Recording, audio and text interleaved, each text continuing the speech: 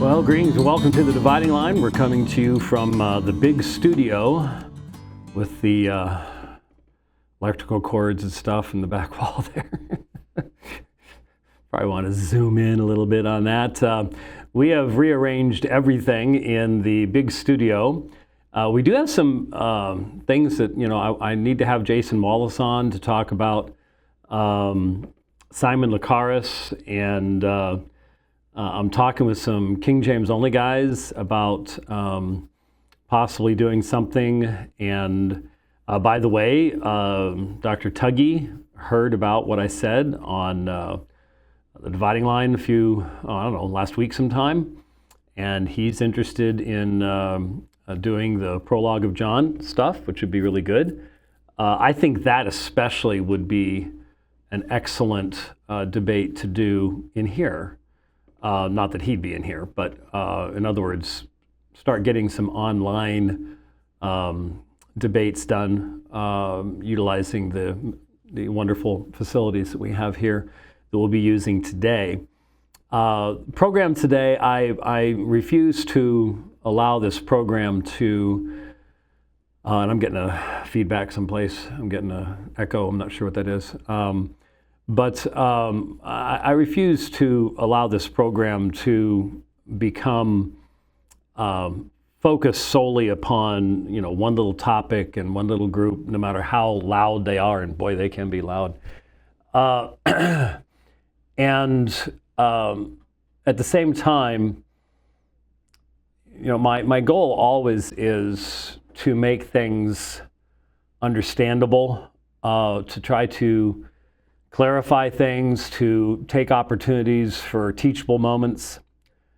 And so I announced late last week that we'd be doing this program here in the revamped big studio with the new,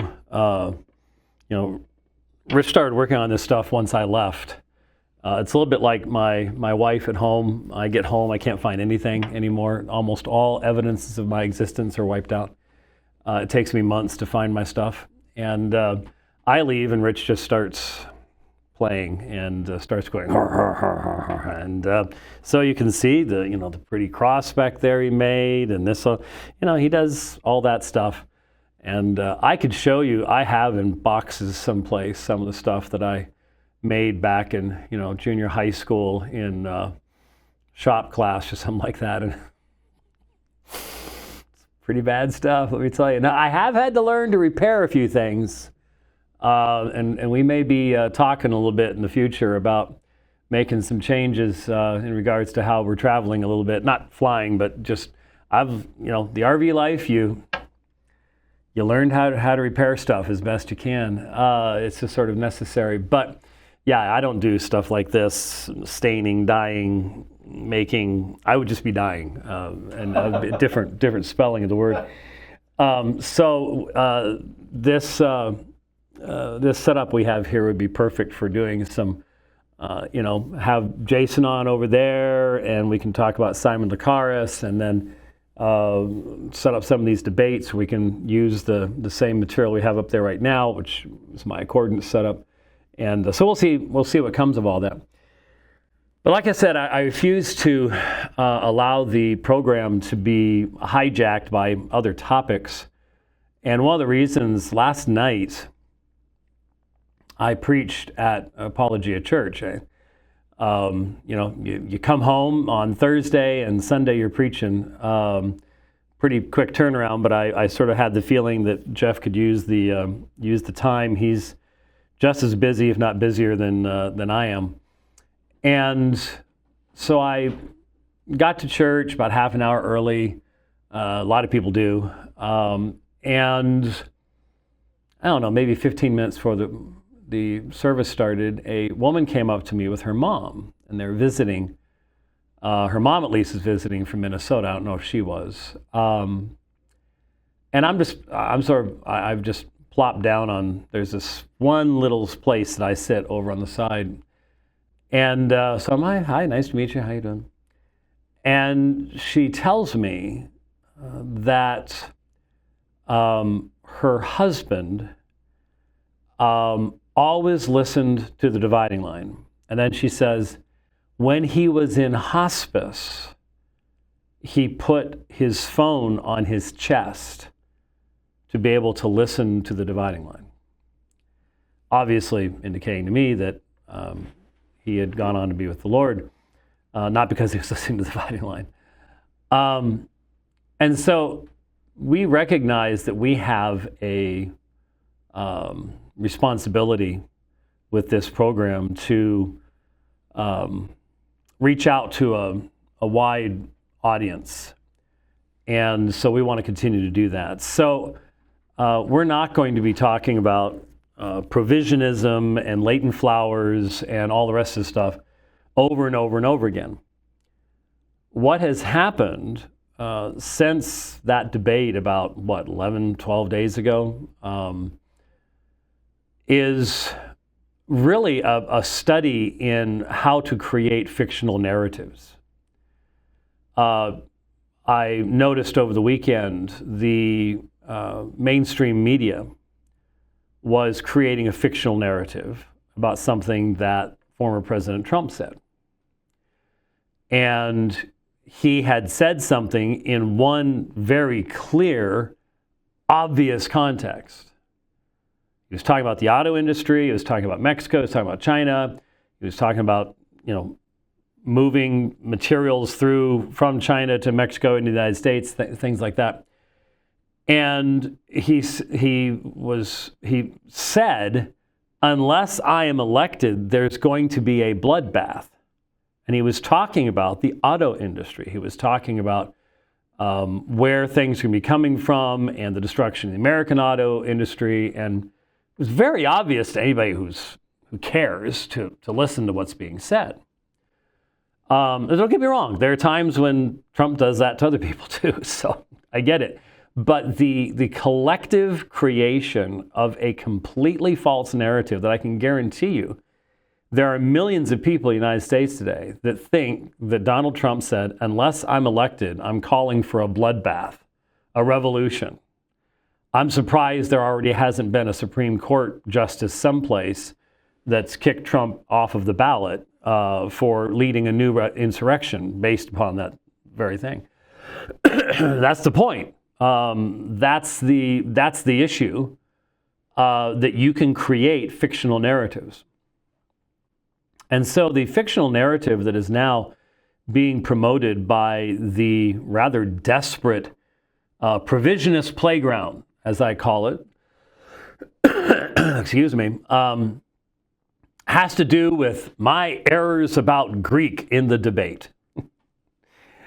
And so I first heard something about this as I was getting ready to leave Houston. So it was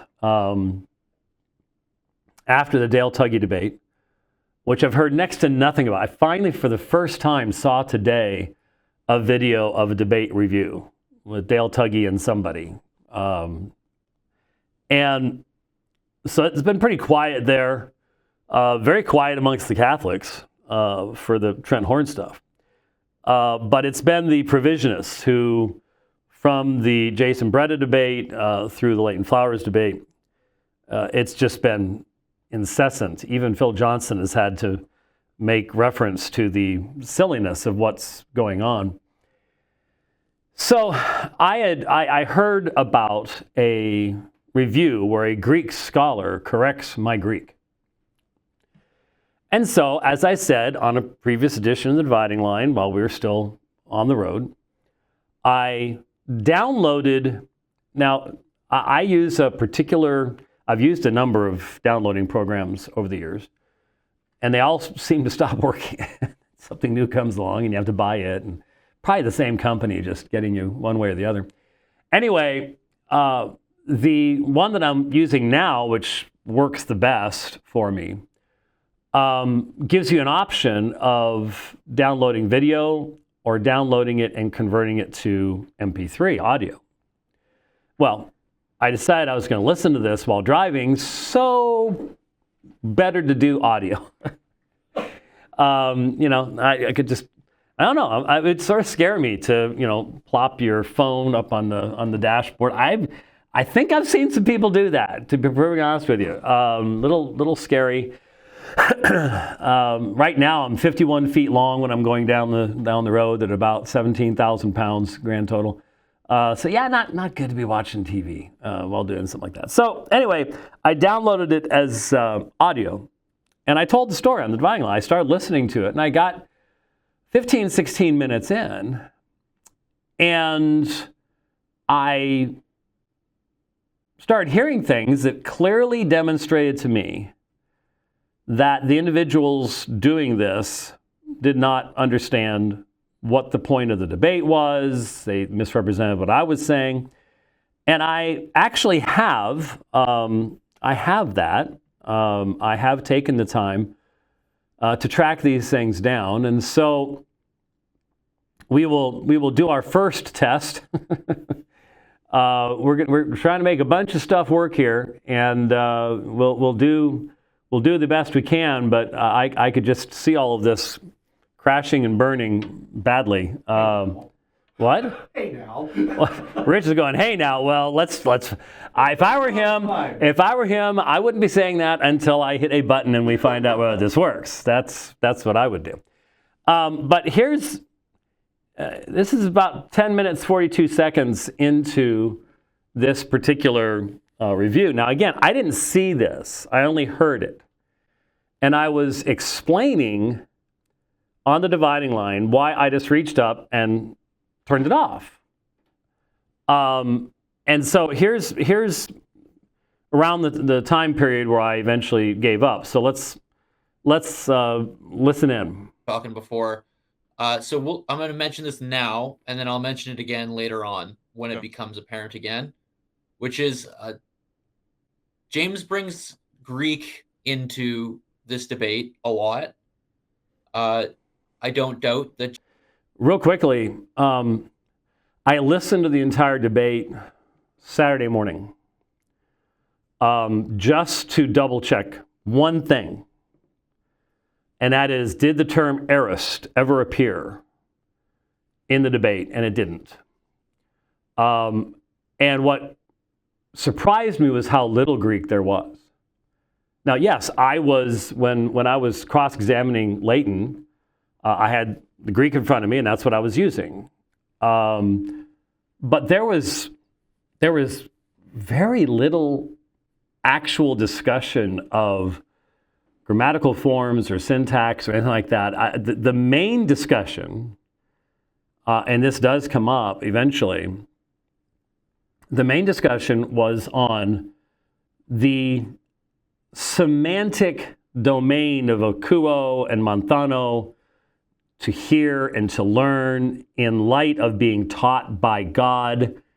And so I'm pretty sure I did mention the genitive form of theou. I think, and in fact, if someone had wanted to criticize me, and nobody did, at least not that I've heard, I referred to, and we're going to put all this up on the screen. So I referred to when it says, they shall all be taught of God, theou. Of God is a genitive. And I called it a genitive of means, as I recall. It's genitive agency. Part of that was because I was taught the 8-case system. I studied syntax in an 8-case grammar. And so you had instrumental of means was one of the categories, but this is a genitive, and the agency is a better term because it emphasizes the personal. So you could have criticized me for that. It's not that it means anything in what I was saying. It doesn't change the meaning at all, but at least you would have had something of substance to say, which so far no one has been able to find anything of substance to say. Anyway, so there is actually very little Greek in this debate in comparison to what there could have been if many of the standard ways around John 6:44 were used. So, for example, I've talked to many provisionists, and this doesn't seem to be Flowers' position anymore, if it ever was, but I've talked to many people about John 6:44, where they have inserted a division. No one could come to me unless the Father sent me draws him. That's one him. And I will raise him up in the last day is a totally different him. They somehow, in only 2 or 3 words, you completely change who's being referred to. And so if that had been presented, as many people have over the years to me, we could have had a discussion of auton and, which auton is going with what. We could have gotten to that. We didn't. So there was actually very little discussion of the original language, even though that was, when I would do the rebuttals and things like that, I just had my Greek New Testament. But I didn't have to make note of that. I'm just going from that. And so it just wasn't nearly as much as I expected there to be, or as was just mentioned here. James can read the New Testament to some degree in Greek. Now, by the way, I have no idea who this man is. I don't know what gives him the capacity of somehow... Because he admits when he's doing this initial review, he's not ever read a single book I've read. I doubt he's ever heard a sermon that I ever preached. As far as I know, all he knows about me, he knows about listening to one debate. And given the stuff he said about debate, he wasn't listening well. So I'll be honest with you. I don't know how you come to conclusions about people on the basis of tiny little snippets. I don't get it. I hope that he doesn't get treated this way in the future, but something tells me what goes around comes around. And when it does, he's going to have no basis for complaining because he's been willing to make these types of character assessments and scholarly assessments off the basis of almost nothing at all. It's disturbing and troubling, and I hope he'll think about it because he would not. This young man would not want to be treated by others the way that he chose to treat me, and why he did so, I don't know. I want to be really kind when I say this, but it is quite apparent that James appears to have a rather superficial knowledge of how language works, or as particularly how Greek works, because he mentions things and he'll say things, and here he talks about the present tense participles of looking on the Son and believing in him. And so I guess, and I didn't even remember this, but when I went quickly past verse 40, in my running through the context in my opening statement, I mentioned in passing the one looking, the one believing, and for probably most of this young man's life, I have been preaching sermons where I have emphasized that, especially in the Gospel of John, the emphasis upon the present tense participle, hapistuon, the one believing. Every single time that's used, it's used of saving faith. That's what brings eternal life. That's what brings you to resurrection by Jesus himself. And it's never in the Gospel of John, anyways. And in fact, it only appears, if I recall correctly, let me see. I wonder if this will pop. I don't think it'll pop over it. Oh, it did. Look at that. I think I have this here. Yeah, there you go. All right, good. The search is still up there. Let me, come on. There. It's a little bit easier to see. Here are all the places in the New Testament where the present tense participle, substantival participle, hapistuon. So Now this did come up. I just remembered something. This did come up in the debate because Leighton accused me of redefining the word whosoever. And I corrected him because he was wrong. I wasn't redefining anything. I was talking about pas ha pistuon. You can see that in John 3:15. Hina pas ha pistuon en auto. Eke zoein ionion. In order that everyone believing in him might have eternal life. And by the way, just it's a subjunctive. That doesn't mean it's, well, might, we don't know, might fail. That's not what it's talking about. It's a hina clause, and a lot of people don't understand hina clauses, and I've explained them for years, but be it as it may, pas hapistuon, the one believing in him, eternal life. Okay? And then, of course, John 3:16, the very next reference there, hina pas hapistuon, eisauton, me apaletai, al eke zoein ionion. So the one believing in him should not perish, but have eternal life. Probably one of the most best-known verses in the New Testament, John 3:18. Ha pistuon eisauton u kunetai. The one believing in him is not judged. Ha de me pistuon. The one not believing has been judged already because he has not believed in the name of the only begotten Son of God. Now, I suppose someone could, there's a use of ha pistuon. It's false faith. No, it's not false faith. It's negated. May negates it. It's the one not believing has been judged already. Then John 3:36. The one believing the Son has eternal life. The not believing in the Son one shall not see life. So that's ha apithon, the not believing one. But the wrath of God abides upon him. John 6:35. Now we're into chapter 6. And this is now part of the context of the debate. So ha erkamenos pros eme, the one coming to me will not hunger. Kai ha pistuon eis eme, the one believing in me will never thirst. So now you have the two being put together. Yes, I like that. The two being put together. Hey, I can do that in the rig. So, don't sit there looking all fancy dancy back there. He's still looking fancy dancy back there. He's just not stopped. Just got to sort of go like this so I can't see. The smug look on the face is amazing. Anyway, again, the one believing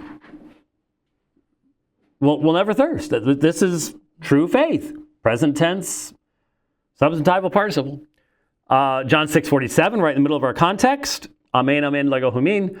Ha pistuon ekai zoein ionion. There's a textual variant there, in me. Doesn't show it there, but we'll see it later on when we throw it up there. So these have eternal life. John 7:31, the one believing in me, just as scriptures say, of his innermost being will flow rivers of living water. John 11:25, Jesus said to her, ego I me, hey anastasis, I am the resurrection. Kahe zoe, ha pistuon eis eme, kan apathane zesatai. The one believing in me, once again, true saving faith using the substantival present tense participle. John 12:44, Jesus cried out and said, the one believing in me is not believing in me, but in the one who sent me. As if there can be no separation. You can't believe in the Son, but not believe in the Father who sent him. But it's, again, true saving faith. John 12:46, light of the world has come, in order that pas hopis juon, everyone believing in me will not remain in darkness. Scatia. Saving faith, it's right there. John 14:12, Ha pistuon eis eme ta erga ha ego poio kakainos poiesis and kai maidana. This one actually came up, and this is another thing we need to discuss on the program, which I'll try to remember to get to it, maybe later this week or something like that. But this came up in the roundtable discussion. Justin Peters, Michael Brown, Sam Storms, and Jim, name escaping me at the moment, don't have all this in front of me, did, and I listened to on the drive back to Phoenix from Houston. This verse came up there, and again, the one believing in me, this is true eternal life. Then we go out of John, and it looks to me, as I just look at this is the only use of ha pistuon outside of John that's not a scriptural citation. Everyone believing will be justified, from Acts 13:39. Because you'll notice Romans 9:33, ha pistuon is in italics, which is the SCL 28th edition way of indicating citation of the Old Covenant scriptures, normally the Greek Septuagint. So ha pistuon in 9:33 and ha pistuon in 10:11. 1 Peter 2:6, the one believing in him shall not be confounded or put to disappointment. Which again, these are all Old Testament citations. And then we jump back into John. Not the Gospel of John, but 1 John. Pas ha pistuon, everyone believing that Jesus is the Christ has been born from God. This is a rather important. Now this one's an important one because if we had time, and we don't, this program's going to go much longer than it needs to anyways. But if we were, and we have, you can look this up. Everything I've taught for 25 years. Okay, 20, actually coming up on 26 years, is pretty much available on our website now. So you can look up 1 John 5:1. We have done entire discussions of and explained the relationship of participles, such as ha pistuon, to controlling verbs, gegenetai, because participles are controlled by the main verbs, and how you understand them and how they relate syntactically to everything else in the sentence. It all has to do with the relationship of the main verb. And so there's a lot that can be said about 1 John 5:1 from there, but it's the one believing. It's true faith. Who is the one who overcomes, 1 John 5:5, the world? I may ha pistuon hati Jesus estin ha huios to theo. So who is the one who overcomes the world? But the one believing that Jesus is the Son of God. That's how you overcome the world.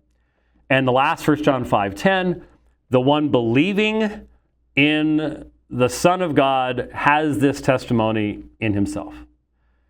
So here's, how is all this relevant? Well, it's all relevant. Now here's going to be the real trick. Can I bring the video back? Oh, hey, that's working better than I expected it to.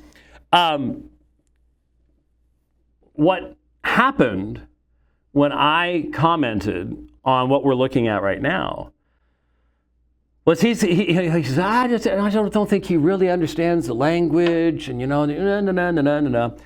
all based upon his saying that it was strange that I would mention that the participles in verse 40, the one looking upon, believing in the Son, are present tense participles. So there's an entire history behind that. I would challenge this gentleman, Dr. Kritko, to show me a single place in the Gospel of John where the present tense participle of pisteuo is not talking about true saving faith. And I'm well aware of that. And I have preached, again, for probably as long as the gentleman's been alive, that this is highly significant to the anti-lordship, I don't like the term free grace, I call it cheap grace, tip your hat toward God, and you're going to heaven. Wilkin, coming out of Dallas Theological Seminary perspective, I've opposed that stuff for a long, long time. I've preached against that stuff. And one of the clear evidences, and I'm sure if you go back to the debate I did with Wilkin, I undoubtedly talked about this. I didn't take the time to go back and look, but I'm sure that I did. That these descriptions of saving faith are ongoing. In comparison, I should have left this up. In comparison, and I didn't grab these, but we're doing this. Let me give you a comparison. In Gospel of John chapter 2, verse 23. Now, when he was in Jerusalem, the Passover during the feast, many believed eis ta anima autou, in his name. Now, epistuson is an aorist. You see that sigma alpha, and you've got the epsilon reduplication at the beginning.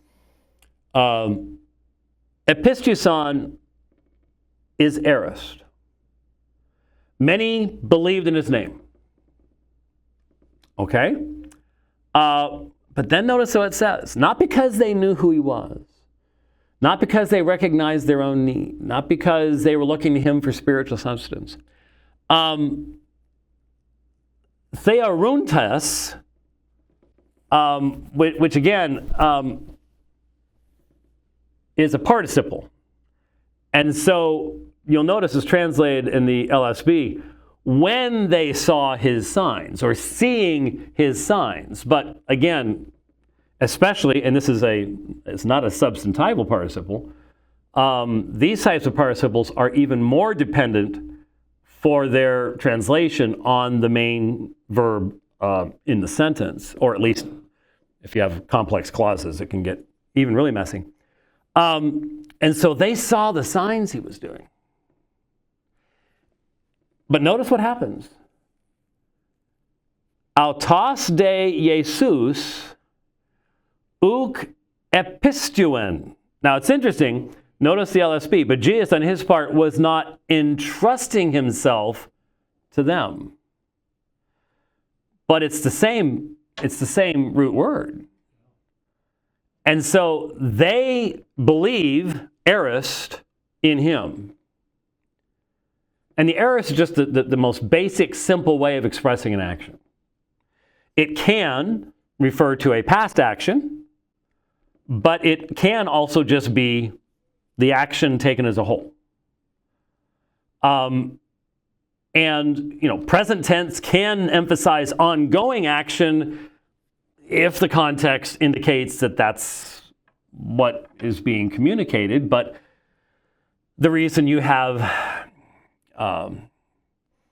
gnomic statements in the present, or narrative, historical presence, which are almost always translated as past tense in the Gospels and stuff like that, is because that's not always what's going on. But Jesus on his part was not entrusting, literally believing himself to them. So they've expressed a kind of faith toward him because they've seen what he was doing. But he doesn't reciprocate. This isn't saving faith. And Jesus knows it. And he demonstrates it. He knows what's in man. And he knows that epistuson isn't saving faith. That's not hapistuon. There's another example. And it's a striking example, actually. John chapter 8, verse 30, you know the text. As he was speaking these things, paloi, and if I recall correctly, wasn't that what, that's what John 2 said too. So it's more of we're going with the crowd. Paloi epistuson eis auton. So there's your aorist. Many believed in him. But what happens? What happens? You should know this one. therefore, Jesus was saying to those who had believed in him,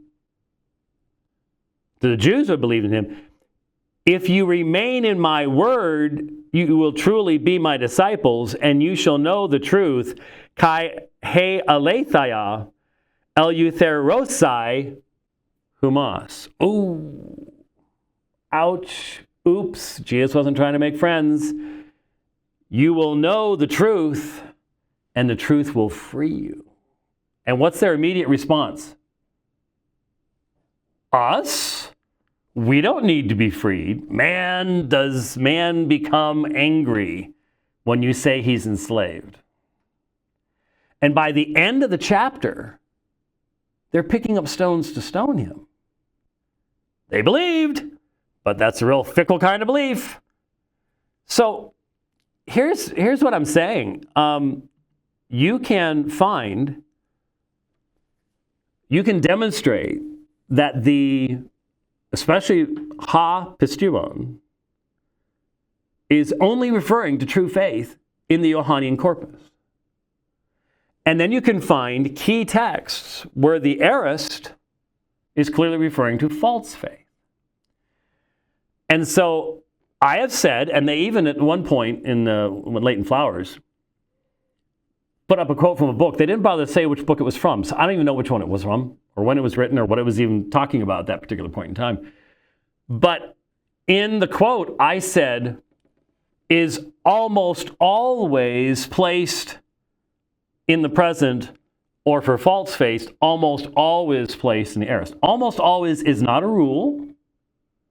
I'm not saying there's something about the aorist. What I'm saying is you can make a pretty strong case that John is trying to communicate something, and I've just given you the evidence for that. Now, that never came up in the debate. It's irrelevant, completely irrelevant to any debate review, and anyone who brings it up as part of that is obfuscating the issue purposefully. But what happened was Dr. Kritko decided to say it was strange and use it as a part of his coming to these amazing conclusions about my lack of understanding of the Greek language, that I would mention the present participles. He admits that at this point in time, he had never read anything I had written. Nothing.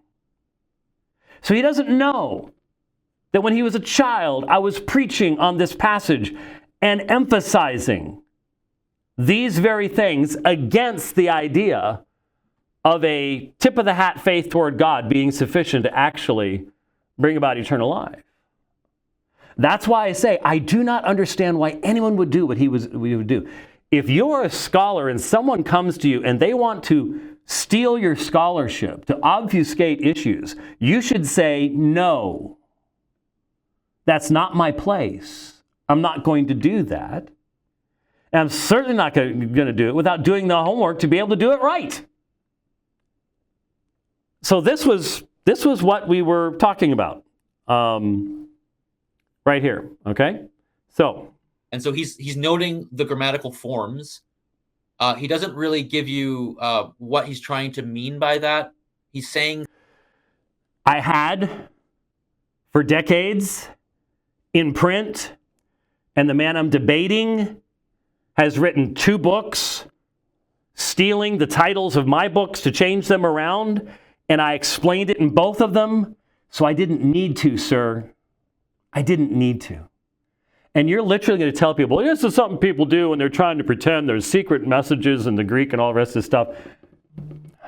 How many times have I said, have you heard me say, people will come up to me and they'll go, so what does this text say in the Greek?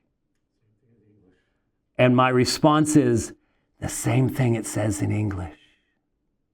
How long have I been saying that? Right. As long as you know me.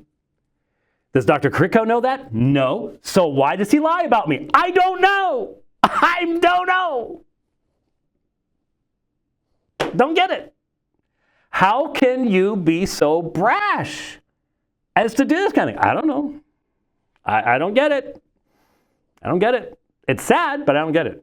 things about grammar, and he's never quite clear exactly his exegetical point he's making, and he's going to do this again at the end. But he's reading a lot into just basic forms of Greek.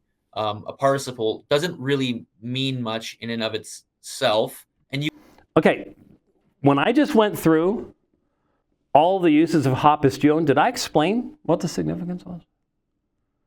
And then when I contrasted it with John 2 and John 8, did I explain? Yeah.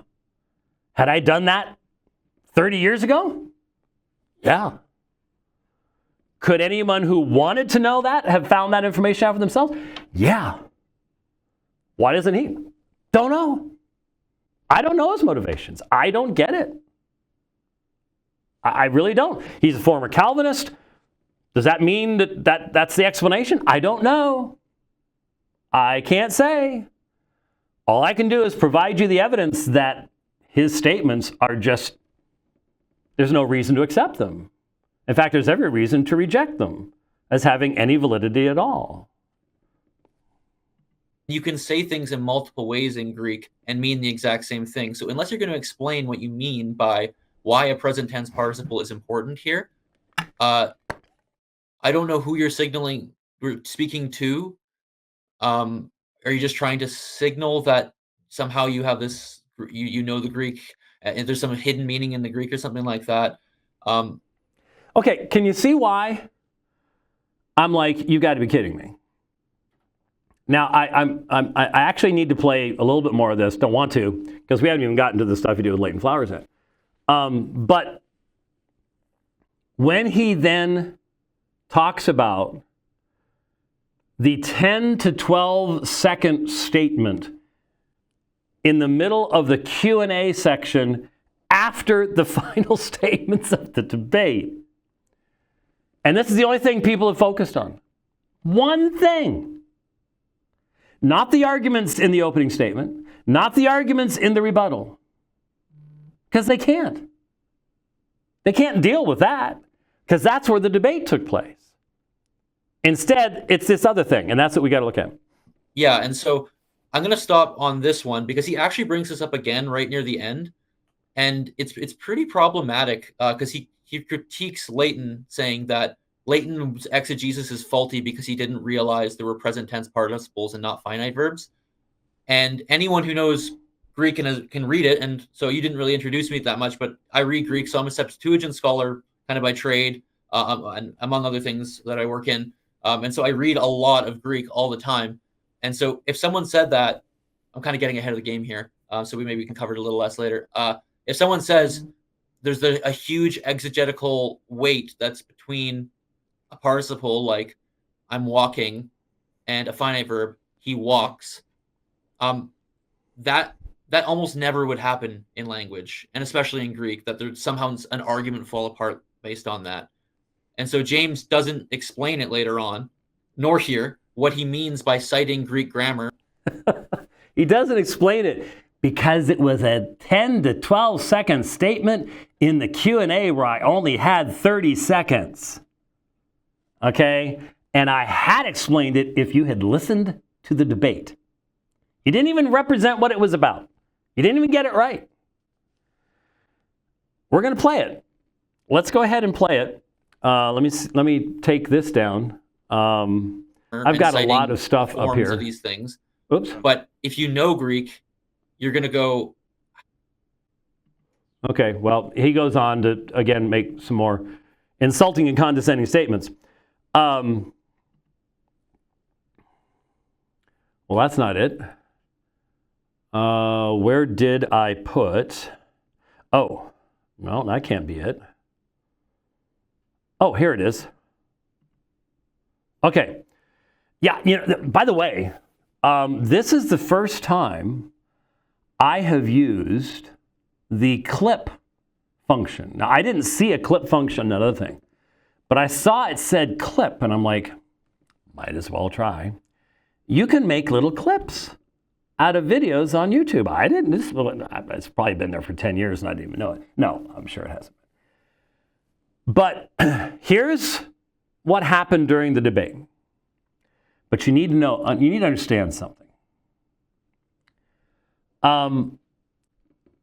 The first thing I'm going to show you is from Leighton Flowers' closing statement.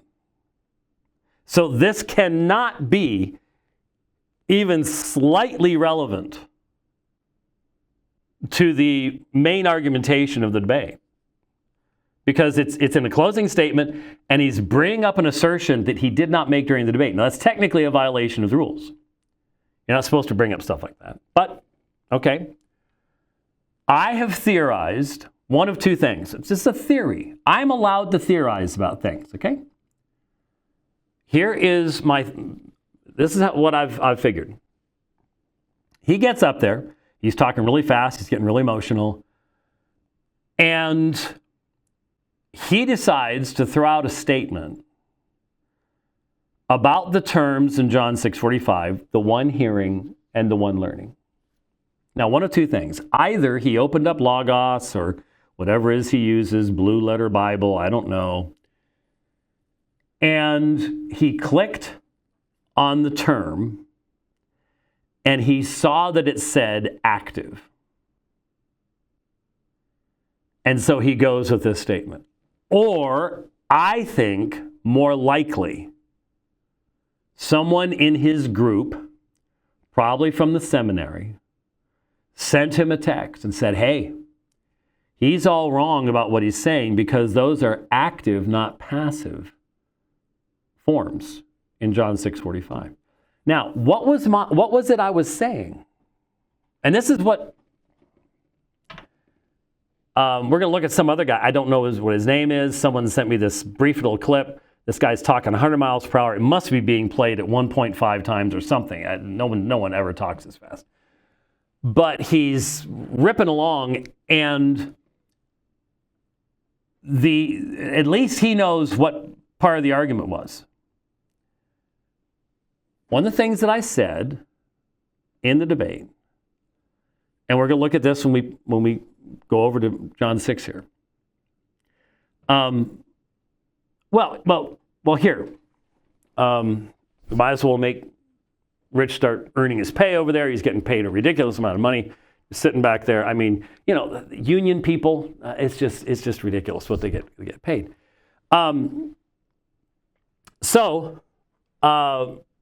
Where did my... it disappeared again. There it is. All right.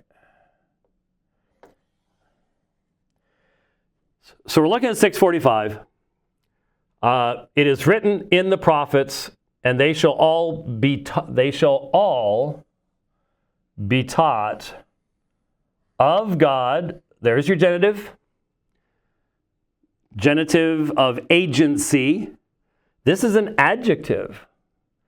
So God is the one who is acting here, and they all are taught. They are made to be taught ones, theou, by God. God is the one doing this, okay? Now, I'm going to argue. Well, I'll argue right now. We'll go ahead and point out. What you have going on here is, in 6:44, no one is able to come to me unless the Father, and then hapemsas me, the one who sent me, unless the Father draws him, and I will raise him up on the last day. Okay? So, my presentation in the debate is just this simple. The act, now, by the way, as far as I can tell from what Leighton said, none of this is relevant today. Jesus isn't drawing anybody except maybe Jews to Jesus. Now it's Jesus doing all the drawing. So this is all irrelevant. And I don't know if Caritco believes that. I'm sure the Caritco would realize that there aren't very many people who do believe that. But anyway, this is all just at this time period because God's hardening Israel to bring about the crucifixion. So right now, The only way to believe is if the Father who sent him draws him. And I guess he only does that for 11 people or something like that during the ministry of Christ. But anyway, so you have this action on God's part of drawing. And apart from that drawing, udais dunatai, no one is able, elthine, to come to me. Now, please notice that that term there. To come to me. To come to me. Why is that important? Because look at the end of verse 45. Erkatai pros eme. So, you want to, here's come to me in English. Then you look at the end of verse 45. Everyone who has heard and learned from the Father comes to me. Okay? So no one is able to come to me unless something happens. That is the drawing of the Father. And everyone drawn by the Father is raised up on the last day by Jesus. That's eternal life. That's how you have eternal life. Okay? So, John 6:44 makes an amazing statement. Remember, this is Jesus saying, stop grumbling amongst yourselves. Stop grumbling amongst yourselves. No one's able to come to me unless the Father who sent me draws him. And I will raise him up on the last day. You want biblical evidence of this? You want to know where this comes from in Scripture? Okay. It stands written in the prophets. Here's my reference. Here, I'm going to give you a biblical foundation for what I'm saying about what the Father does. Now, here is where the rubber meets the road. This is where the debate should have taken place. It's where the debate still needs to take place. Is verse 45 and intimately connected to and continuation of the assertions of verse 44, or do we need to build a wall here to where 45 exists unto itself and we don't have to worry about what was in 44? Now, I think that's obviously ridiculous. But I really think that's where synergists have to go. Why? It's real simple. It stands written in the prophets, they shall all be taught of God. What is this? There is an action here. They shall all, it's not so much essentai, but it's the genitive, again, of agency in theou. They shall all, by God, be taught. They shall be taught ones, and God is the one doing this. This, being taught by God, is what this is right here. Drawing. And Jesus is saying the Scriptures prophesied this. The prophets spoke of this. When he said they shall all be taught by God, Isaiah 4:13, Jeremiah 31. They shall all be taught by God. Who all? Everyone drawn. Everyone drawn. No one's able to come to me. The Father, here's the Father, He draws. Here's God teaching. There it is. There it is. You have to sit here and go, nope, let's not look at that. Let's, commercial break. You got to do something. Because it's right there. It's right there. Let's look at it in English if you don't want it over there. So here's the Father draws. Here's the Father. He draws. And here's God. And they are taught by God. And this is that. There it is. There it is. Now, how then is this relevant to these terms, ha-akusas and mathon? Well, let's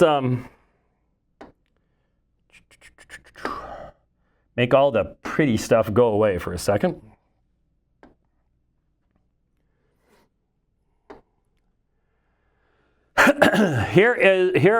So all of a certain group. I say the only way to understand this is to recognize that it is those drawn by the Father in verse 44. Otherwise, you're just disconnecting the text.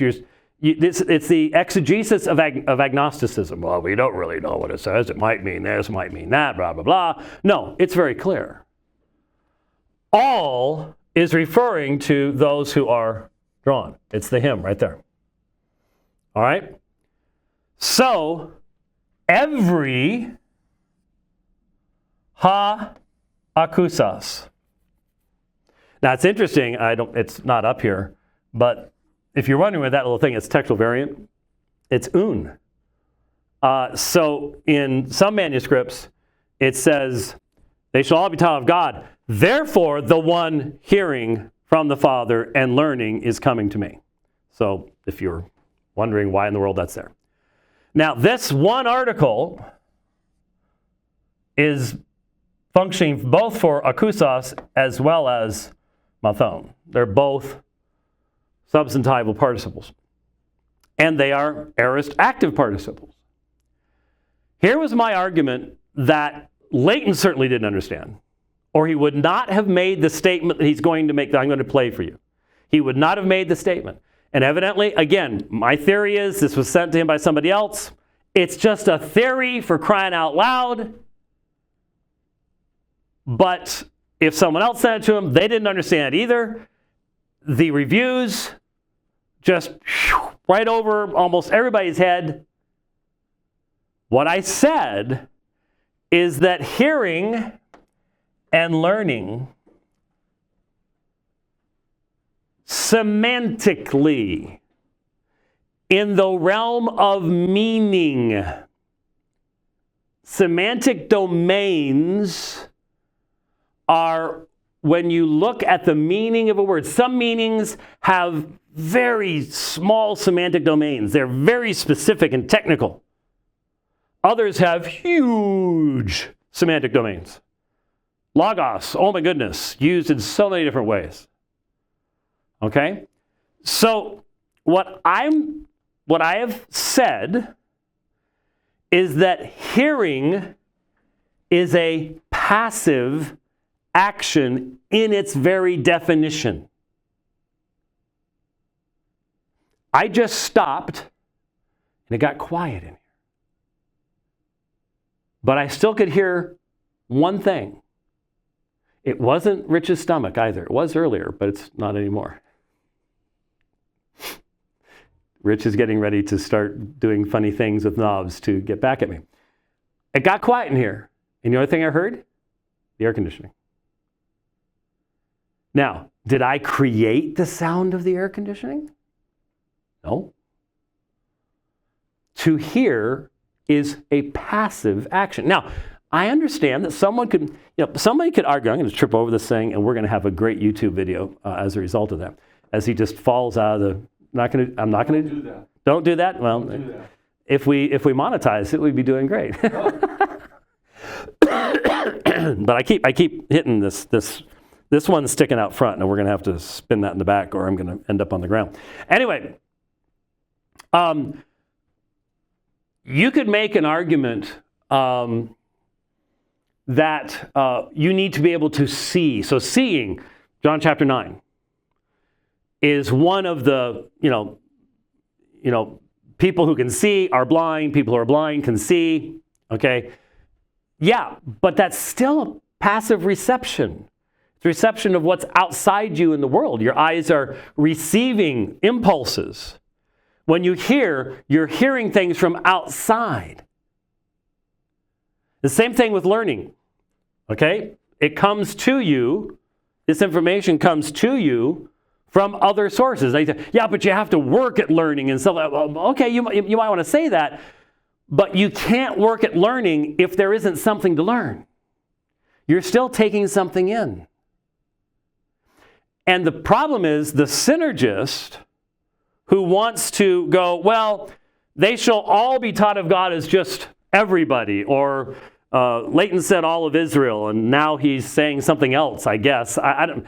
He admits he's got to change his book already, so I don't know exactly what it is he's changing, but he says Koritko has convinced him that he doesn't have to do that because in the debate he made a distinction between Pontes and Pos, and I pushed that in the cross-examination because I was just trying to figure out where he's coming from.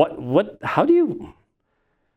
You're not just walking through this thing. You've got external stuff. Well, the hardening of the Jews, and so this doesn't really matter anymore. Once you get to John 12, that's how it's going to be in the church age, and all the rest of this kind of stuff that he's putting on this all the time, saying that I'm the one using my presuppositions and all the rest of that kind of stuff. Anyway, the issue is the synergists want to say, but this is a capacity to hear, and so you choose to hear, because everyone's taught, but it's only the ones who choose to hear and choose to learn. And so they are taking these and making them capacities and abilities, active capacities and abilities, and then using that to turn the whole text on its head and say it's not that the Father gives a certain people to the Son and they come to the Son. No. The Father gives to the Son those who've already chosen to come to the Father because they have the ability to hear and to learn. And they jump down to verse 45 and read it back and just turn the whole thing upside down. That was the whole point. That was the whole point. And so when we get to what Leighton does in his closing statement, is he says, yeah, but these would have to be passives. He will make the statement that for my position to be true, these would have to be passive in form, not active in form. And that means he doesn't have a clue what I'm saying, and 99.9% of the people on Twitter throwing dust in the air don't get it either, because they won't stop to listen. They won't stop to listen or hear. They're not doing acusas. All right? So that's what he's going to say. He's going to say, these are actually active forms, and for Dr. White's position to be true, they'd have to be passive, which means Leighton, at the end of the debate, still had no idea what I was talking about, and still doesn't to this day, I don't think. Okay? There's the issue. There's the issue. So, have I already gone an hour? Wow, that's yay. So, let's see if I can get this to work. Now, I'm a little scared to try to... Oh, that's not going to let me do that. Yeah, you got to take the writing down. You got to take the screen down. Oh, well, okay. Well, if you say so. I like purple, though. It's sort of pretty. So hopefully that's nice and visible. Oh, yeah. Those are fine. I'm not sure which colors work best on the feed into the stream, but let me see. Oh, that will work. All right. So I'm a little worried to make this go full screen. I'm not sure why, but it's this clip thing, and so I'm just not sure how it will behave. Oh, sorry. Let me get this out of the way too. I've been in here for a while.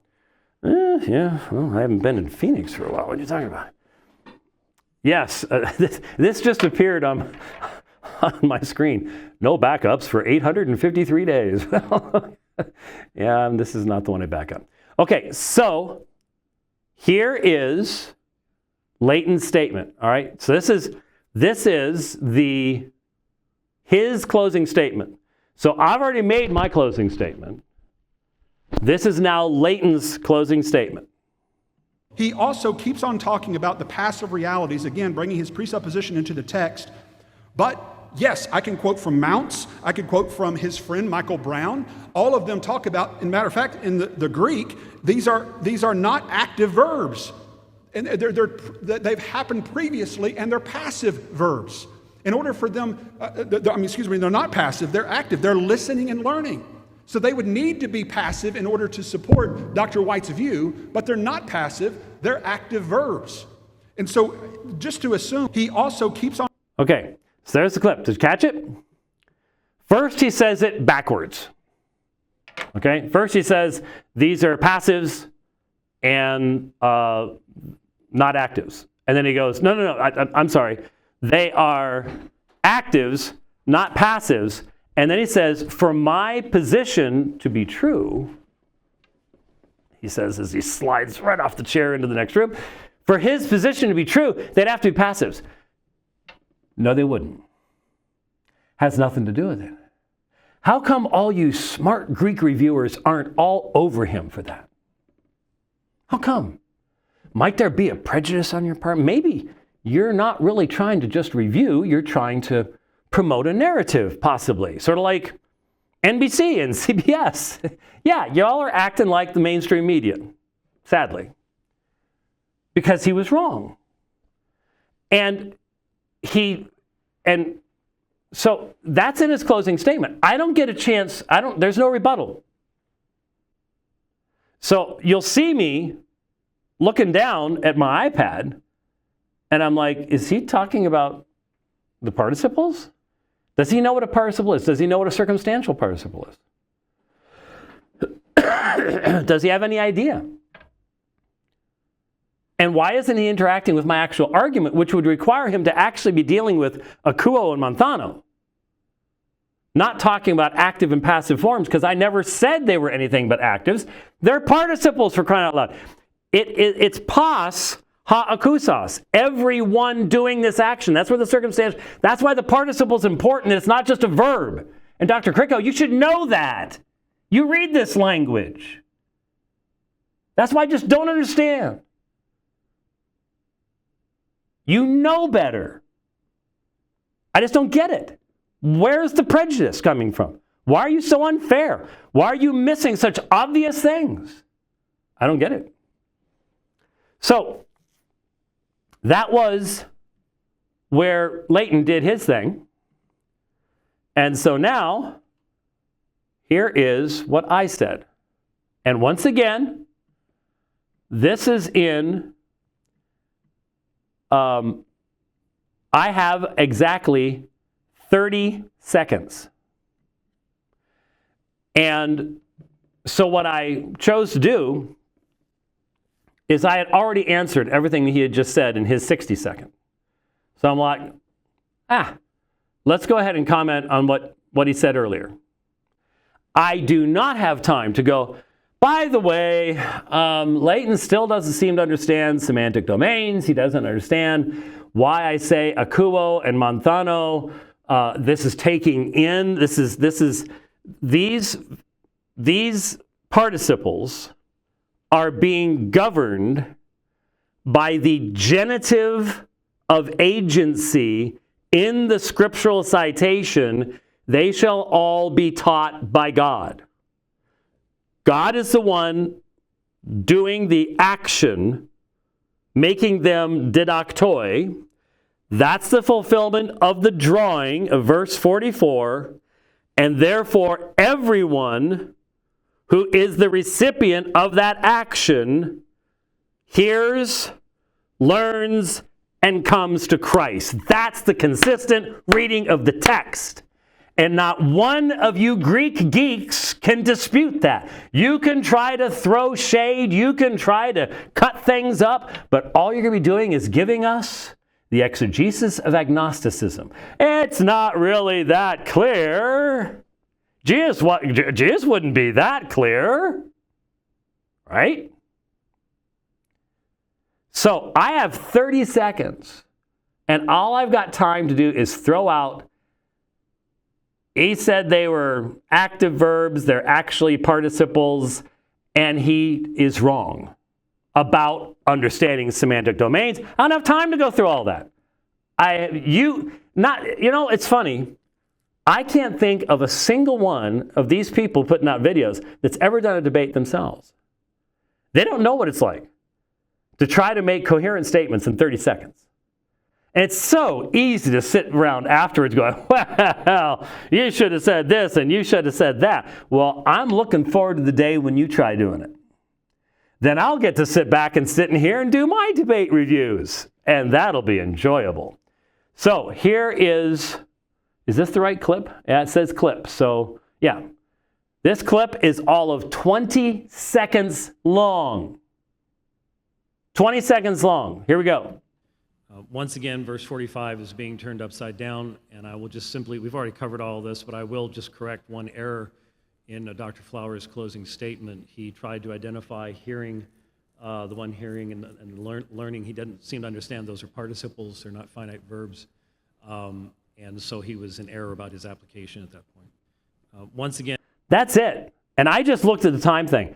By the time I got to actually saying what the issue was, 10 seconds. 10 seconds. Now, I've had the luxury now of being able to explain to you very fully exactly what that is. But what I said was correct. What I said was right. And I did not sit there and say, see, I've now refuted Leighton Flowers. This is in the Q&A at the end of the debate. You want to know where I said I refuted Leighton Flowers? Listen to my closing statement, where I never mentioned aorists, and I couldn't have mentioned this because he hadn't made the statement yet, where he first said they were passives, then said they were actives, and said they would have to be passives for my point to be true, which means he didn't understand my point. So you guys out there doing your reviews, if you haven't figured all this out, and if you haven't put your finger on that, you don't know what you're talking about. Or you know what you're talking about, and you don't want to talk about what needs to be talked about. You don't want to deal with what's actually being said. That's the problem. That's the problem. Now, after all of that, believe it or not, we're just now getting, I was going to do this earlier on, but now we can do this and sort of start wrapping up. Even I do have one other video, that one other guy who I, again, don't have a clue who it is. Here are, so after Karitko was on the what your pastor doesn't tell you thing, again, don't know anything about it, and I explained why I didn't listen to the whole thing, because they were completely misrepresenting what the debate was about. They weren't dealing with the debate. They were dealing with silly arguments that I didn't make, that I allegedly make all these dogged rules about the heiress. In fact, is that? That'll come up in this. All this stuff that just doesn't have anything to do with what actually happened in the debate. So I'm like, why am I going to waste my time? I've got better things to be doing, even while driving, than to do that. So he gets hold of Karitko, Leighton Flowers does, and now that all he does is Teriology 101, I imagine we are going, I don't know if YouTube has the capacity to keep up with what's going to happen as a result. I really, really don't. I think we're going to have 18 hours a day of stuff coming from Leighton Flowers. But here is, oh, wait a minute. There we go. Okay, here's a few clips that I wanted to play from the interview. Then we'll look at the other guy, and we will wrap all this up, maybe in 90 minutes. I don't know. We've made our point. If any of you have a serious bone in your body, what you're going to do is you're going to take the section where I just looked at the relationship of John 6:44 and 6:45. And I make the assertion that drawing by the Father is the teaching by God, that both result in coming to Christ, and therefore ha'akusas and hamathon, hearing and learning, are those people who are as a result of the action of God. And remember, I played this on a previous dividing line. Leighton admitted that if hearing and learning are the result of the action of God, tulip is true. If you're going to actually pretend to review this debate, then deal with that. Put the Greek up there and explain. Tell us all how you disconnect verse 45 from verse 44. Change the topic. Change it to where those are taught by God is something completely different than who are drawn by the Father. Because they're both resulting in coming to the Son. You've got to explain that. If you cannot explain that, give it up. Just admit it. Just say, my theology does not allow me to believe what is said here. Just admit it. But if you don't deal with that, don't waste your time. You're just spouting a narrative. You're not actually dealing with anything. Okay, let's hope this works because we have not used this program yet. So let's, and boy, I'm not sure I want my, there we go. All right, here we go. One thing Dr. White critiques me of quite regularly that I agree with him about is that I am not a linguistic scholar. I'm not a church historian. I cite from those people whenever I make a point in my book or my broadcast because I know that's not my area of expertise. Okay, so number one, he's going to admit on the third clip that he took 2 classes in his master's degree program, evidently none for the D-Min, in biblical languages. And then he just said, I don't do church history. Okay, then why not just admit that when you cited Clement, you cited the wrong Clement? Why not admit that you couldn't comment on Clement of Rome, first Clement, because you don't know the difference between that and the later Clements from hundreds of years later? Just a question I have. I appreciate the admission that you're making, but there you go. All right, we continue on. Okay. And what you were showing me through your conversation with Zach, and what I heard from Dr. Al Garza, who's also another linguist, was it pretty much explaining you didn't need to do that, Leighton. You didn't need to make that distinction. The all can still be referenced to the everyone because you're referring to all who belong to God. The question of the debate is whether they belong to God because they're unconditionally elected or because they freely believe. And that's not even addressed in that question. And so you could have just conceded, yes, the first pantos is the same as the second pos. It is referring to all who belong to God. And okay, now here's the problem. Is he admitting now that he was wrong to say they shall all be taught by God is only Israel? He didn't attempt to he said, well, Paul said that. Okay, it's bad enough to jump 6 chapters ahead in John, but you have to jump out of John completely. The immediate context, it stands written in the prophets. Look at how that is used in Jesus' argumentation in John. He is now providing a prophetic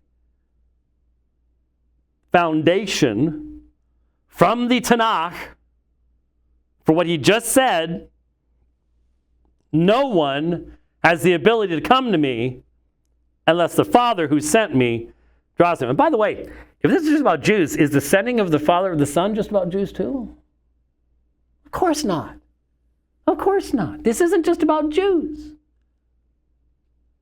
So, this is Jesus providing the scriptural basis for the amazing assertion he just made. No one can come to me unless my Father who sent me draws him, and I will raise him up on the last day.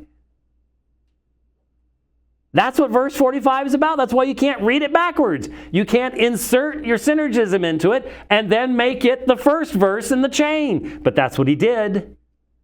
And that's what I said he was going to do in my opening statement. So he admits here he's got to change his book. I'm not sure what that's going to mean. Because if all shall be taught by God is the all who are drawn by the Father, if you let the text stay together, then the all who hear and the all who learn are the ones who are taught by God. And you already admitted if that's all what God does, that tulip is correct. So what are you going to do? I don't know. But we just point these things out. Okay, third clip. Oh yeah. Okay. And that's why you're here. Why you're here. Yeah. I saw come back. Somebody come because I said conjugating verbs or conjugating nouns. I got one of them wrong. You do one to the other. Declining nouns. Declining versus conjugating. I got it wrong. And because I took languages 20 years ago, and I took 2 classes just like you're required to get your doctorate. Well, your DMin. I was doing my master's at the time. And so people say, well, you don't know Greek and you don't know this. I said, yeah, duh, I know that. I can get the tools out and I can still remember some of my vocabulary and go through it. But it's like people who took, Spanish back when they were in high school. Do you know some Spanish words still? Yeah. But if you're going to speak the language, aren't you going to get somebody who actually knows Spanish fluently? Of course you are. And so that's, I've never claimed to be a Greek scholar. The fact that White makes big hay of that, fine. I'm drooling on my keyboard as we speak, as I say. It does not change the point of up for debate as far as I'm concerned. Now I know why he likes to focus on Greek, because he's taught Greek recently and he knows Greek, and so he can speak the language a lot more fluently. And so he makes a lot of points, in my estimation, that have really nothing to do with our points of contention. I think they're red herrings for the most part. I think that doesn't mean there's some valid points that you can make with regard to Greek. But again, that's why I appeal to the scholars, not to myself as the scholar. And so okay. I took my first Greek class in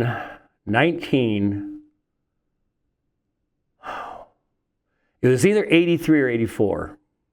I think it was 84. Okay, so that was 40 years ago. You know why I still remember it, Leighton? Because I use it every day. Every day. Now, I use Greek far more than I use Hebrew. My Greek is much better than my Hebrew. And both Greek and my Hebrew are better than my Arabic. I'm not sure where German fits in there. Meine Wortschatz ist ein bisschen klein. Ich habe keine Leute am Hause mitzusprechen. But when I was teaching over in Germany and I'd be around Germans, it would get a lot better. And my French is worthless. I took it and German blew it right out of the water. I use Latin, but only for reading. And like I said, my Arabic's gone down. But you see, the reason that I continue to know Greek is last night when I preached from 1 Corinthians 3, 2 Corinthians 5, and Romans 4 at Apologia, the only thing I had in the pulpit was my Messiah 28th edition. No notes, no translations, nothing. It's because I use it. And so you're saying, well, that was a long time ago, which means you've not been using it. And the problem is you're teaching from translations based upon it and insisting that those translations have certain meanings. Dr. Kritko, you know what I'm saying is true. You know it. Why didn't you stop him? Why didn't you stop him? You know what I'm saying is true. Okay. Just a few more clips here. Oh, wait a minute. That's not right. Oh, yeah, no, it does. Okay, it's close enough. Where I click, it's a neat program, but this is the one that's thrown us a curve a few times. Wherever you click and what you wrote in your notes is where it goes to. But I mean, today that's kind of the point of contention, though, is that he did appeal to Greek as a claim that you were wrong in your argumentation and conclusions. And so he did appeal to that as the indicator. And what we're going to see is that it just doesn't hold up, what he was saying. Okay. So we just played what I said. Did I refer to Greek in my closing statement as the reason why his arguments were wrong? No. 10-second reference to his closing statement insertion about the verbs, not the participles, the verbs would have to be passive for my position to be true. Critco knows I was right. He knows I was right, but he won't admit it. Instead, you get this stuff. Why? I don't get it. I don't get it. You know, Dr. Critco, you know what I'm talking about when I talk about akuo manthano. Because you later on, you said, well, in the Old Testament, you know, manthano takes effort, something like that. In John 6, in this text, you know what I was talking about. You know Leighton doesn't know what I was talking about and still doesn't know what I was talking about. So why the obfuscation? Don't know. But he does say this, and I think it's important. That is what I care about. I care about what does the text say? How do we know what it says? And that's where I stand or fall. Like that's the hill I'm willing to die on. And so, yeah, what data can you present to me to show me that this is what the text says? What data can you present to me? I just did. And I did in the debate, and you ignored it. You ignored it. Why? Why did you focus on my response on the dividing line where I've talked about the present participles because of this. I've just now given you that information. You want to show me a place where hapastuon is used in John that's not about saving faith? You can't, you know it. You can't, you know it. So I don't get any of this. I just want to know what the text says.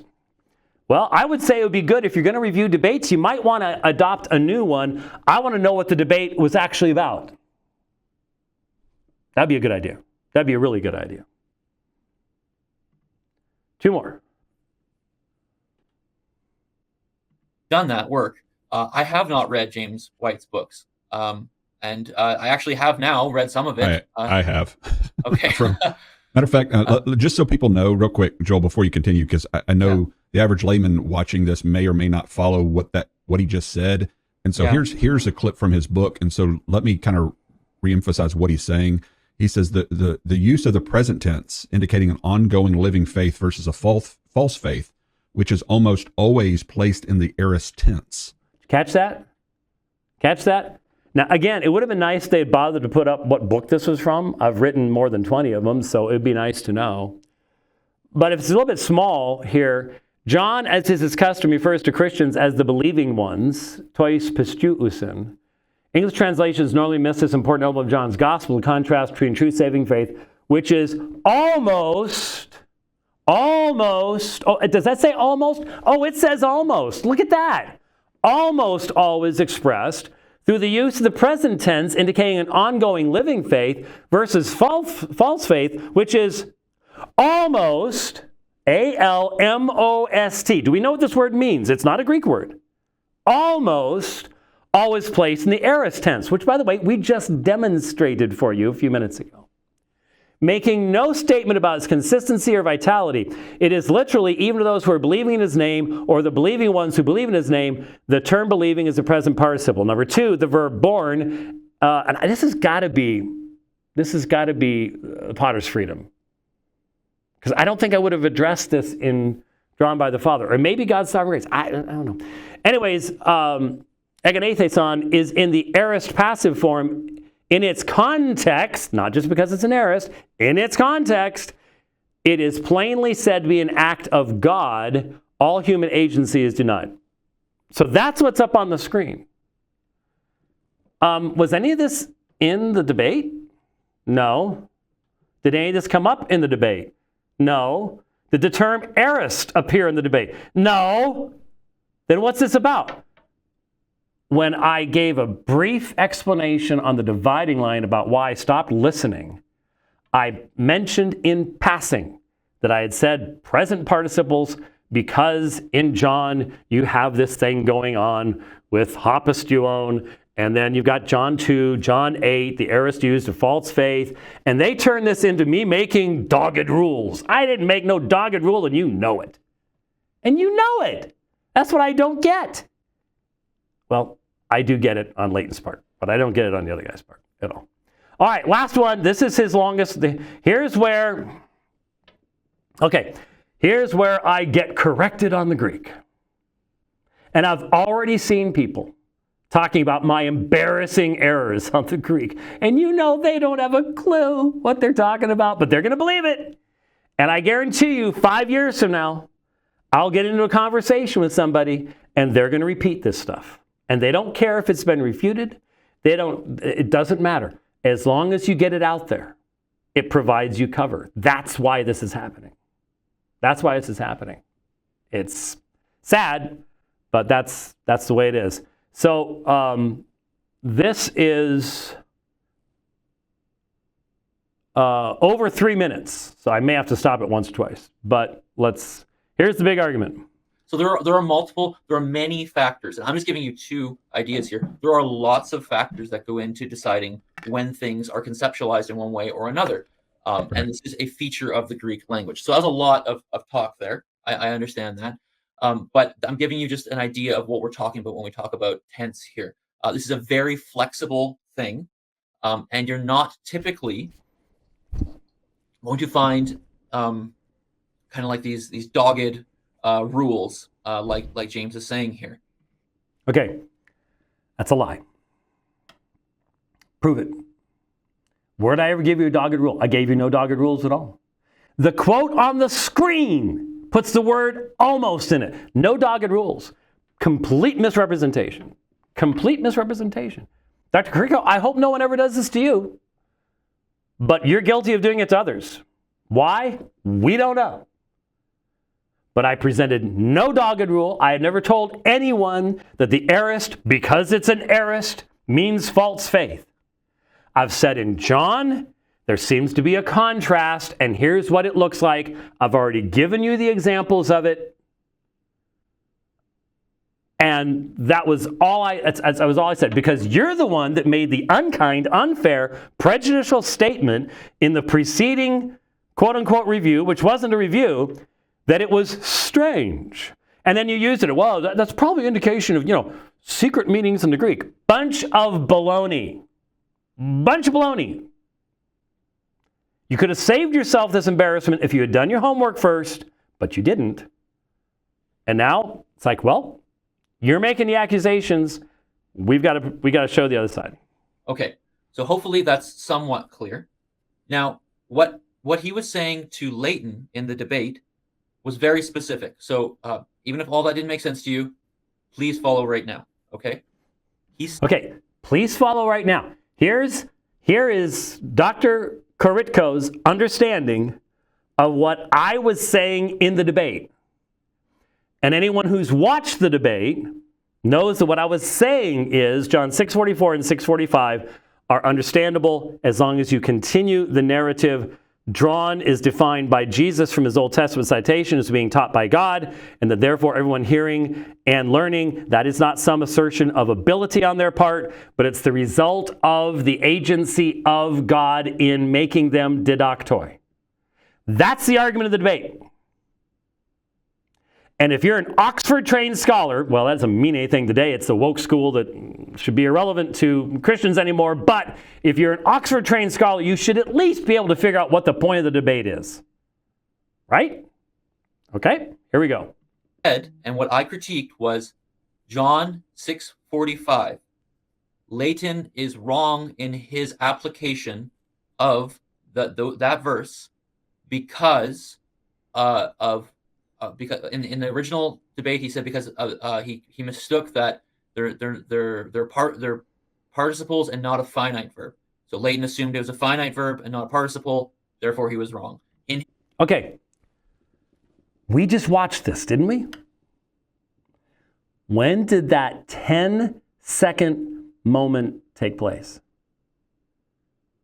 Over halfway through the Q&A after the closing statements. If you can be so blind as to think that this was the argument made in the debate itself, I give up. I give up. How can you do that? I don't know. I don't know. I hope people don't read your articles like this, Dr. Kuritko. I hope they don't just completely ignore what actually you wrote, what the context was or anything else. I really hope that doesn't work that way. Because you're going to have, you can't complain if somebody does it to you. You really can't. This is, Correction now, to me, he said, because aorist, the aorist tense and then aorist participles here refer to false faith, and that is what we have here on the screen for you. However, that is not what's on the screen, by the way. This is about a different passage. As far as I can tell, that's probably from John chapter 1. Different book, different passage, not part of the context, not part of the debate. I don't understand how people can be so blind and so confused and so completely disconnected. That's why I've had to theorize a few times in my own life. He didn't actually watch, in my own experience, he didn't actually watch the debate. He was given this information by somebody else. It would at least explain the level of confusion where you can take a 10-second statement in the Q&A and turn it into the fundamental argument of the entire debate. And Leighton Flowers is sitting there. Look at his face. He doesn't know what's going on either. And he sat there. He knows better. Leighton, you knew that what he was saying wasn't true.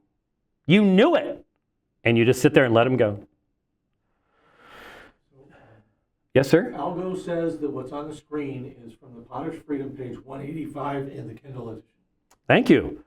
Algo, who is an AI-generated bot who that in real life fixes machines in Puerto Rico, but he's actually a AI-generated bot, says that what's on the screen is the Potter's Freedom, page 185 in the Kindle edition. Can you tell me, was I right? Is this a discussion of John chapter 1? Because this isn't about John 6. Not as far as I can see. And I don't have Potter's Freedom here. It would take me too long to pull it up in Kindle and stuff like that. But I had a feeling it's not in this. I don't think it's in the section on John 6. We will see what the Algo bot says. He says, by the way, he's a former AI bot. Oh, he says he's a former AI bot. Okay, so he has advanced into humanity now, or been deleted. Did Hillary get him? I really don't know. So I'll be interested in finding out. I'll let you know when you get there. But the point is, what's on the screen has nothing to do with the debate. Nothing at all. And I'm not making rules. There's nothing dogged. This is pure misrepresentation. And I don't understand it, but it's easy to document. I don't know. All right, we'll continue on and find out what the Algobot says. Hear this. John 6:45 has two participles. The one hearing, the one learning. They are both aorist participles. Therefore, what he said makes no sense in trying to contradict Leighton, because he would be stating, based on his argumentation, that the one hearing and learning from the Father, that's saying false faith, if this whole aorist thing stands.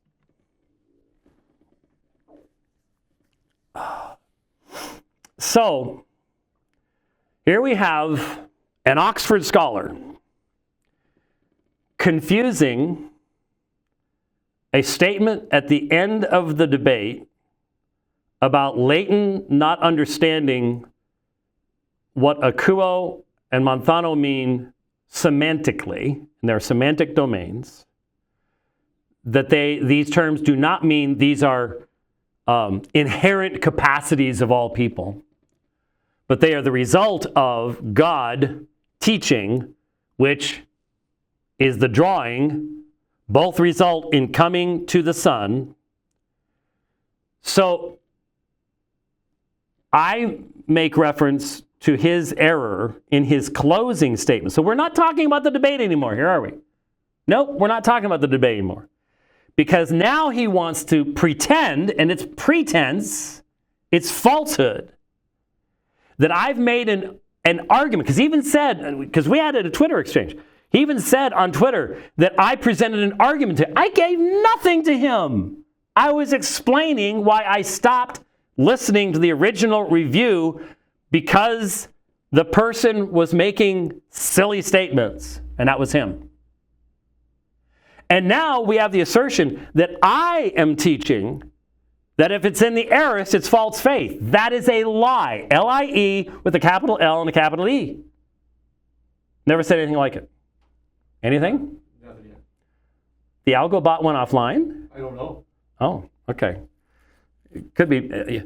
It reminds me of that scene in Galaxy Quest where they need this information now to save the ship. And the kid who's trying to give them the information has to take the garbage out because his mom's telling him to. Mom, you have no idea how important this is. And then they show him throwing the garbage into the thing and running back to continue providing them with their needed information. So that algo's undoubtedly taking the trash out right now. So anyways, a little light levity here in the midst of documenting so many falsehoods coming from the provisionist side. So I've never, ever said that the aorist, you got it? We've got answers. He says this is regarding John 1, 12 through 13. John 1, 12 through 13. Has nothing to do with John 6. Good. I saw it. You know, when I saw Born, I'm like, yeah, that's John chapter 1. Yeah. Yeah. So what they have on the screen didn't appear in the debate. What they have on the screen says almost. It's not a dogged rule. I'm simply being lied about. Bait and switch. It's bait and switch. Karitko is just as confused as the day is long, and Leighton just lets it happen. Just lets it happen. I'll let you provisionists deal with this because there are some of you that are honest enough to go, oh my goodness, what a mess this is. How did you get us into this? Yeah. It doesn't, by the way. Oh, okay, I'm sorry. So he's saying, so he should know that Akousos and Mathon are aorists, and therefore he's contradicting himself. I never made anything close to that argument. Not once. I don't even know how someone could be so confused as to think that I was. And I corrected him on it on Twitter. You can go look. But he's dogged. You made this as an argument. I never made it as an argument. Not once. Not once. Yeah, kind of still getting there. But that he would bring that up in the debate and say, I've got you, Leighton, because of this. And that's apparently his argument. He's actually... Catch that? He brought up in the debate, and that's his argument. In a Q&A after the closing statements. That's all you need to know. That's all you need to know. The credibility gone. Nothing left. I'm going to play 33 more seconds, and we're going to go to the other one, which is only a minute long, and we're going to wrap this up.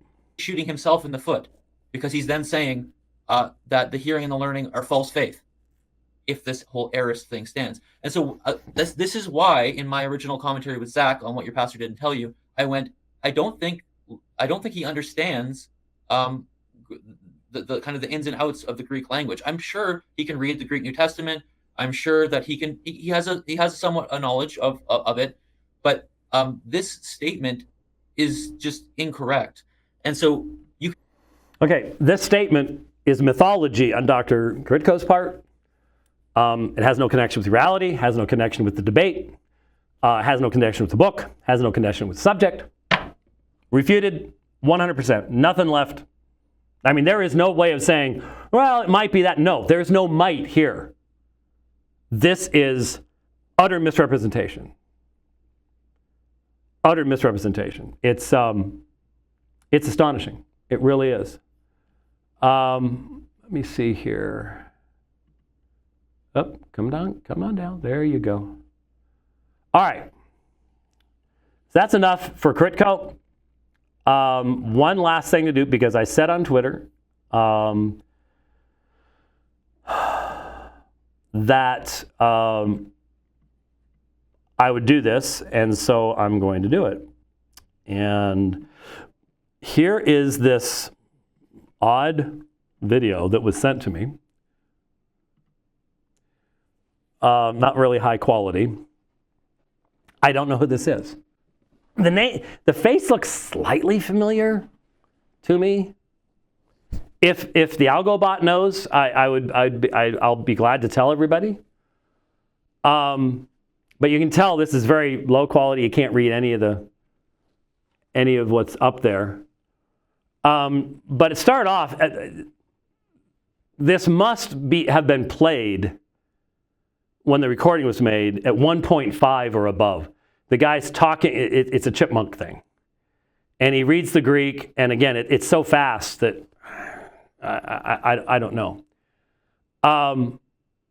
But so there's all of a minute and less than 30 seconds here of where it actually gets into the critique of me. So let's see what there is to hear. Issues. Those are White's words. Unfortunately, though, this seems rather disingenuous not only to Flowers, but to the grammarians of ancient Greek and scholars of ancient Greek as well. Additionally, White seems to have a fundamental misunderstanding of Greek aspect. The text in John 6 verse... I get the feeling that this was sent out as the meme. We see this, the left does it all the time. They send out the talking points.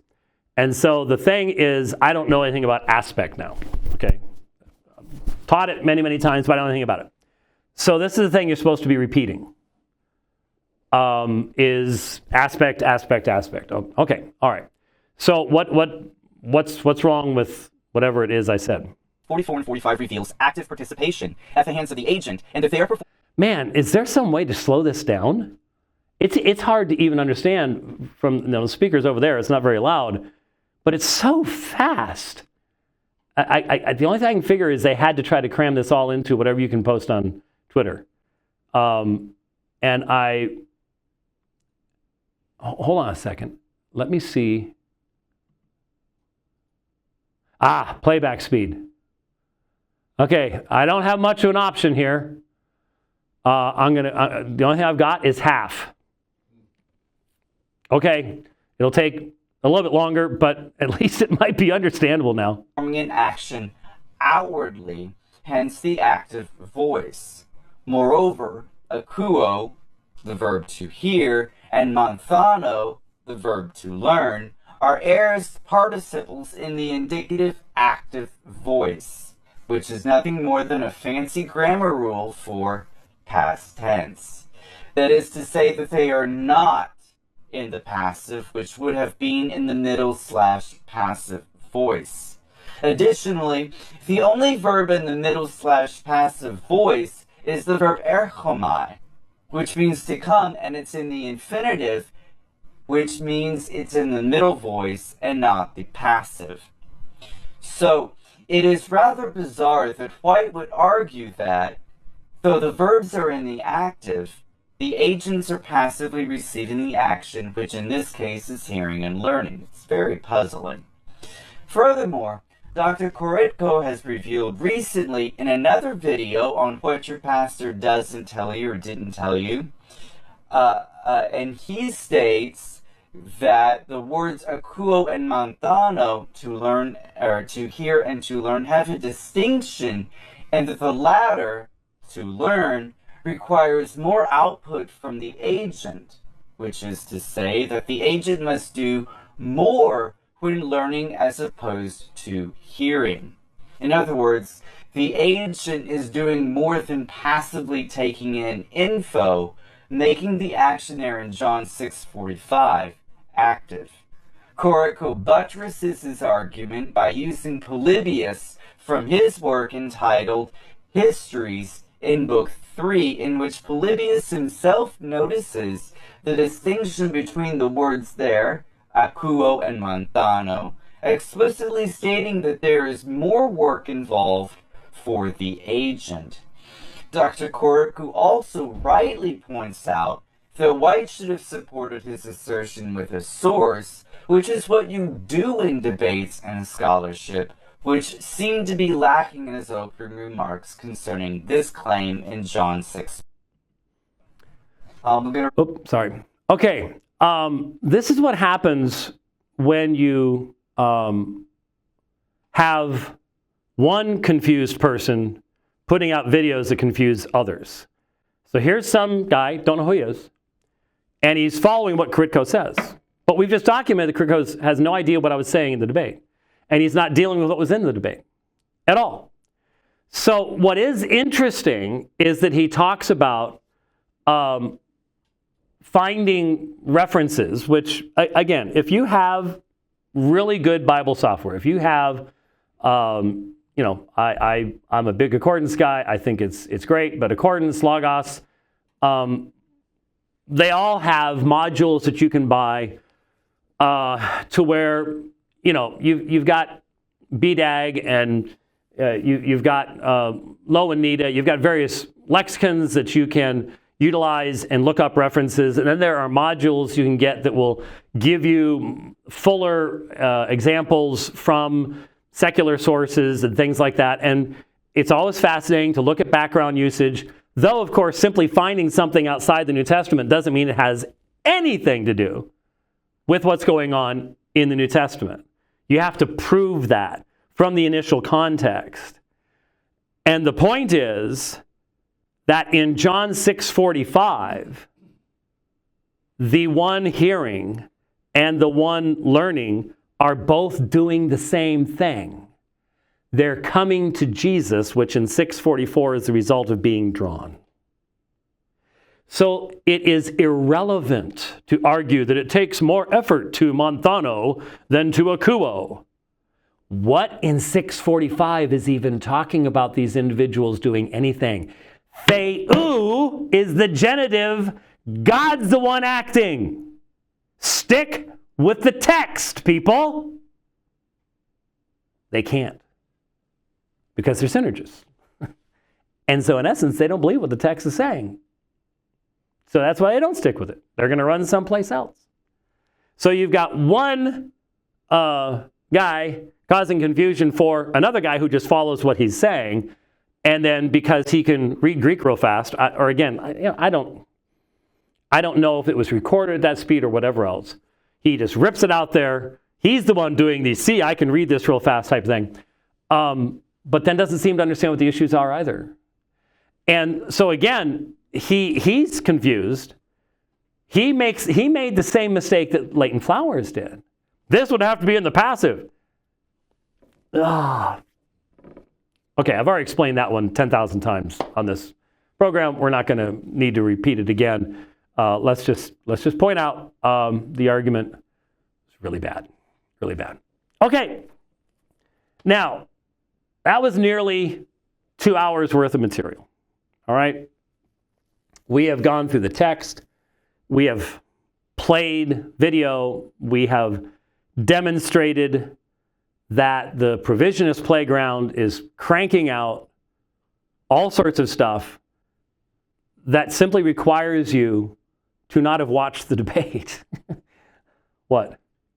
Before you finish up, I have a question, because Leighton and company have also made hay, basically saying you failed to prove the thesis.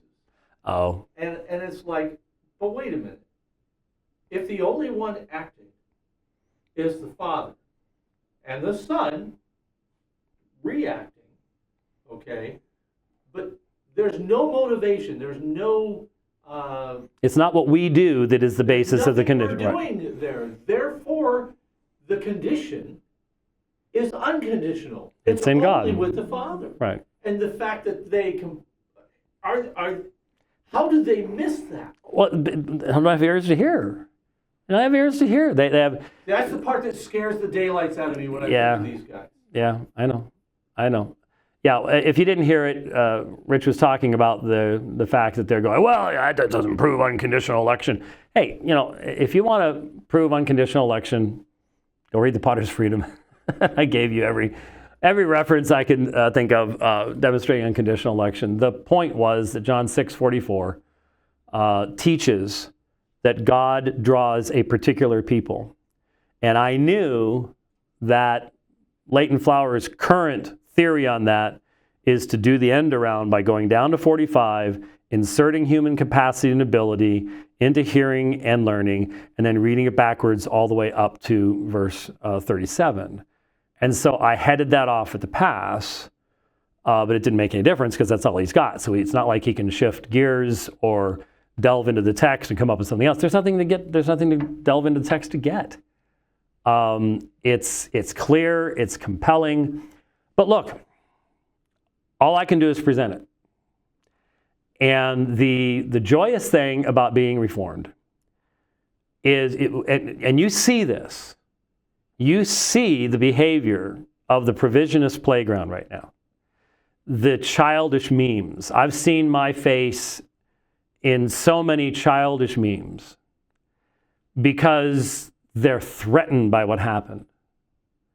Their great leader, for the second time in a row, had to be all over the map because it doesn't matter what the text is. His whole argument is these specific, this Calvinism, there can't be a decree of God. There just can't be. And these are not happy people. These are not content people. I went on from this to 2 nights later, defending the doctrine of the Trinity against a Unitarian. I'm going to be taking on Jimmy Akin in Louisiana at the end of next month, Lord willing. And